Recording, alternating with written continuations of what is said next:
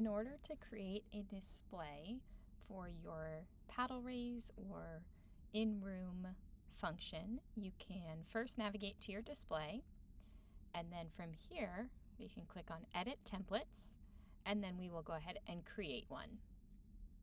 Now for your standard paddle raise, I would suggest the 2-column layout, in which case we can add our content block by clicking on Add Content Block, and then select from one of the 2 options here.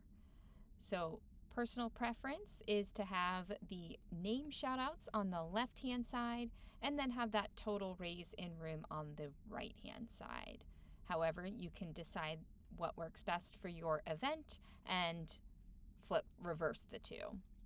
So in this case, I would go ahead and want to be sure that I check off my paid donations and my pledges and uncheck the following.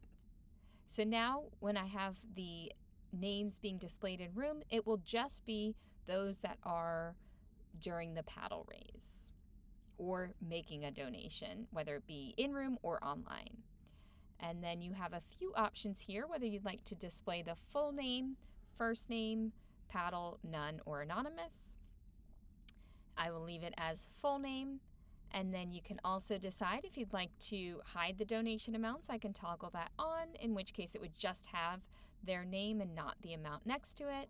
And then you can also decide if you'd like to highlight them by showing the spotlight, which I will go ahead and toggle on. Again, you can create as many templates as you'd like to test that out and see what fits best for your event. I also have another option down here to show previous donations, so that way if I had anybody that donated ahead of time, they can be displayed and recognized in room as well if I were to check off this box here. Now then I'll click Save, and we'll go to our next content block, and we'll click Add Content, and in this case I will go ahead and highlight the event earnings. Now, most importantly, I'm going to mimic exactly what I have under the name shoutouts. So it's going to be paid donations and pledges only. So I will go ahead and uncheck the raffle, bids, and fixed price items. Now, next, I can decide if I'd like to start the event at 0, so any previous donations would not be recognized in the total. If I check that box, again, it will start at 0.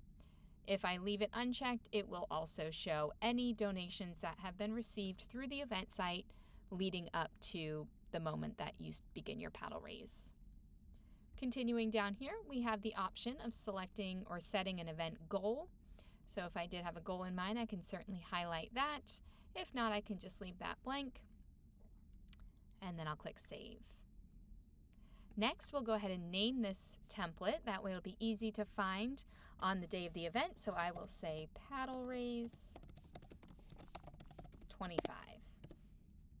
And I'll create that. And now we are all set. If I want to create any other templates, I can also click Create Template and then begin setting up an additional template. Again, you have unlimited templates that you'd like, and then on the day of the event, whichever template that you'd like to display in room, that's the one that you'll select in order to cast up on a screen.